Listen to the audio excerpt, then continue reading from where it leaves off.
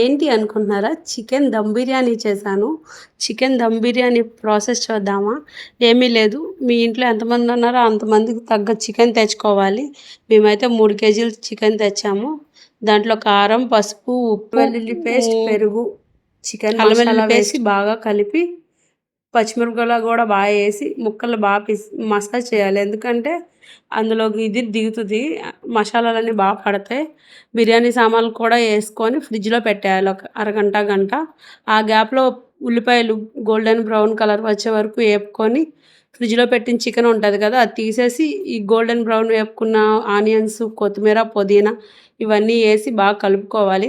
తర్వాత జీలకర్ర పొడి, ధనియాల పొడి, కొద్దిగా గరం మసాలా అన్నీ వేసి పక్కన సర్దుకోవాలి. మనం ఏ తపాల్లో బిర్యానీ పెడతామో దమ్ముకి ఆ తపాల్లో శుభ్రంగా సర్దుకొని ఇప్పుడు ఎసరులో మనం బాస్మతి రైస్ నానబెట్టాము, పెట్టాలి. ఒక 2 కేజీలు పెట్టాము. మేము 3 కేజీల చికెన్కి 2 కేజీలు రైస్ పక్కన నానబెట్టాను.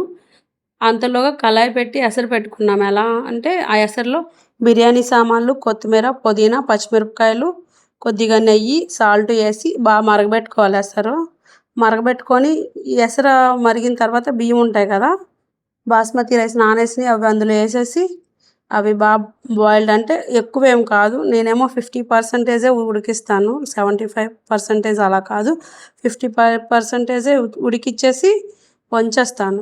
ఆ నీళ్ళు ఉంటాయి కదా, ఎసరు మరిగే నీళ్ళు, ఆ నీళ్ళు ఒక గ్లాసుడు తీసుకొని చికెన్ ముక్కల మీద వేసేయాలి. ఎందుకంటే కొద్దిగా ఉడకాలి కదా, దానికోసం మగ్గడం కోసం ఆ నీళ్ళు తీసి దాని మీద వేయాలి. అన్నం మెతుకు ఉడికిందా లేదా చూసి వంచేసి ఇప్పుడు మనం సర్దుకుని ఉంది కదా చికెను, ఆ చికెన్ మీద ఈ రైస్ అనేది వేసేయాలి సమానంగా. వేసేసి దాని మీద కొద్దిగా కొత్తిమీర, పుదీనా ఉంటుంది కదా, పుదీనా ఆకులు, కొత్తిమీర ఆకులు బాగా అవి కూడా కొద్దిగా వేసి వేపిన ఆనియన్స్ ఉంటాయి కదా అవి కూడా కొంచెం వేసి నెయ్యి వేసుకోవచ్చు ఇష్టం మనకి ఎంత కావాలంటే అంత. నాకు అక్కడ కొంచెమే ఉంది, నేను నెయ్యి వేసుకున్నాను. ఆవిరి పోకుండా మూత గట్టిగా ఫిట్ చేసుకోవాలి. అందరూ కొద్దిగా గోధుమ పిండి, మైదా పిండి అవన్నీ పెడతారు, నేను అలా ఏం పెట్టను. నీళ్ళు తెప్పాలతో పెట్టేస్తాను, లేకపోతే ఏదైనా వెయిట్ ఉంటే అది బరువు పెట్టేస్తాను, బరువు ఆవిరి పోకుండా. హై ఫ్లేమ్లో 5 నిమిషాలు ఉంచండి, సిమ్లో 10 మినిట్స్ అయిపోయింది. చూసుకోండి, టెస్ట్ చేసుకోండి ఒకసారి. లోపల ఇది ఉంటుంది కదా గరిటె, ఆ గరిటె పెట్టి తడి ఉంటే అవనట్టు, తడి లేకపోతే అయిపోయినట్టే.